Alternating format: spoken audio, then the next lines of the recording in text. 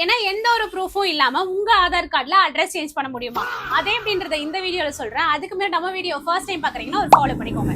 இப்போ நீங்க புதுசா ஒரு வீட்டுக்கு ஷிஃப்ட் ஆகுறீங்க, இல்ல மேரேஜ் ஆயிடுச்சு, ஹஸ்பண்டோட அட்ரஸை எனக்கு மாத்தணும் இந்த அட்ரஸ்க்கு அப்படின்னு நினைச்சீங்கன்னா ஆதார் அட்ரஸ் சேஞ்ச் பண்றதுக்கு உங்களோட EB bill, gas bill, ration card, property tax இது ஏதாவது ஒரு ப்ரூஃப் இருந்துச்சுன்னா நீங்க ஈஸியா மாத்த போற அட்ரஸ்க்கு உங்க ஆதார் அட்ரஸை மாத்திக்கலாம்.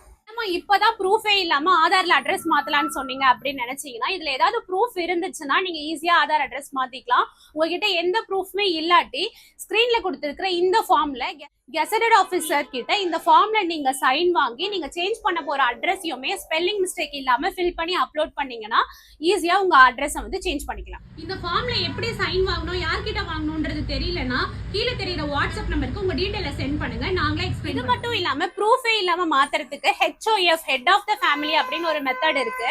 அதாவது மேரேஜ் ஆனவங்க உங்களோட வைஃப்க்கோ கிட்ஸுக்கோ வந்து ஹஸ்பண்டோட அட்ரஸை டிட்டோவா சேஞ்ச் பண்ணிக்கலாம். இதை பத்தி தெரிஞ்சுக்கணும்னா கமெண்ட்ல HOFன்னு கமெண்ட் பண்ணுங்க. நெக்ஸ்ட் வீடியோவை டீடைல்டா எப்படி மாத்தலாம்னு சொல்றேன். மறக்காம இந்த மாதிரி யூஸ்ஃபுல்லான கண்டென்ட் தேவைப்படுது நம்ம பேஜை ஃபாலோ பண்ணி வச்சுக்கோங்க.